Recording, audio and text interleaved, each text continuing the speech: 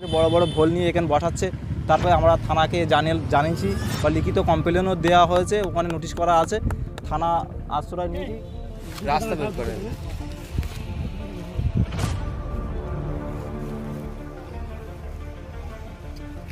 বৈধভাবে সব কাজ করুক, আমরা সব কিছু মেনে নেব। আগে ওরা খালটা সংস্কার করুক, তারপরে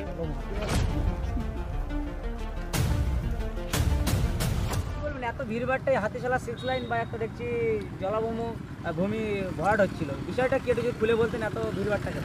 দেখুন, আমরা দীর্ঘদিন ধরে জানি এই রোডের পাশ দিয়ে একটা খাল আছে। এই অনেক এখানে কৃষি জমি, আমাদের ভোজেরহাট থেকে শুরু করে পাইকান, চড়িষ্যার, ওয়ারি, হাতিশালা, এই খালের গা দিয়ে অনেক কৃষি জমি আলটিমেট জেনেছি বা বয়স্ক যারা সিনিয়র মানুষ যারা আছে তাদের কাছ থেকে আমাদের জানা যে এটা পানি সরবরাহ বা সেচ দপ্তর বা আমাদের যে জমি কৃষিকাজের যে পানি লাগে বা সেচের যে কাজে লাগে, সেই কারণেই খালটা কাটা ছিল।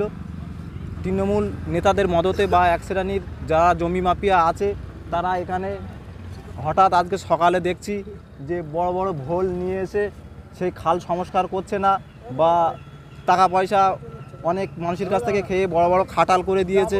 সেই খাটালের আবর্জনা এসে খাল মুজে যাচ্ছে, সেদিকে তারা সেচ দপ্তরকে মানে সেচের কোনো কাজ করছে না, খাল পরিষ্কার করছে না।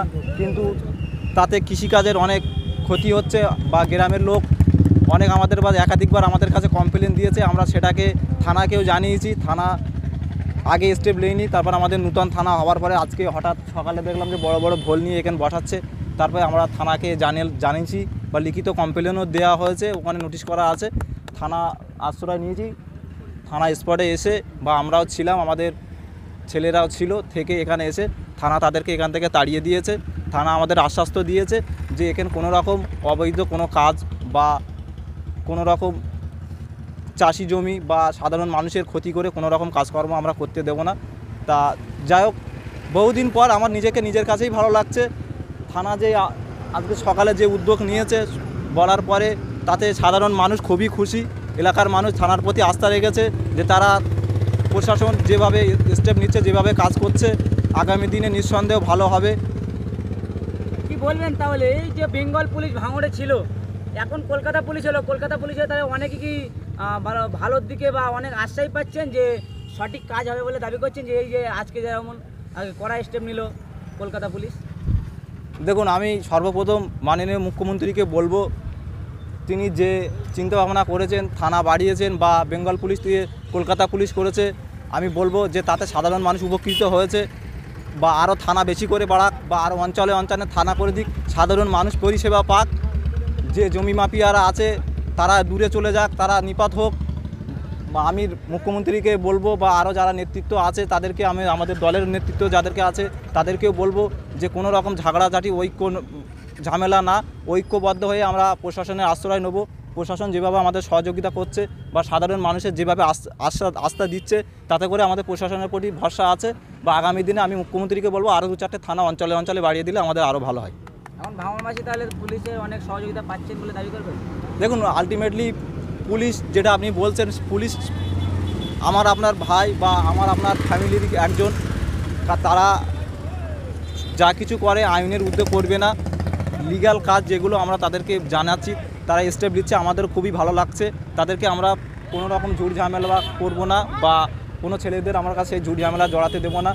যেন কোনো, যেভাবে আমরা দেখেছি যে নমিনেশন কেন্দ্র থেকে শুরু করে গণনা কেন্দ্র পর্যন্ত সাধারণ মানুষের যে কেস বা বাড়ি ছাড়া যে হয়রানি বা রক্তাক্ত হয়েছে, আমরা সেই রকম পরিবেশ আমরা চাই না। ভাঙড়ের মানুষ শান্তিপূর্ণ মানুষ, ভাঙড়ের মানুষ শান্তি চায়, ভাঙড়ে খেটে খাওয়া মানুষ, ভাঙড়ের যারা কৃষক শ্রমজীবী যারা আছে তাদের যেন সুখে শান্তিতে দিন কাটে, আমি এই কামনা সবসময় করি। প্রশাসনের প্রতি আমাদের আস্থা আগেও ছিল, এখনও আছে, ভবিষ্যতেও থাকবে, প্রশাসন যদি ঠিকঠাক কাজ করে। বাজারের মধ্যে একেবারে পাশেই যে খাল বুঝিয়ে এখানে ওয়েট লাইনের কাজ করাচ্ছে বলে, কি আপনার দাবি কি? বন্ধ করার কারণটা কি? বন্ধ করার কারণ কোনো ব্যাপার না।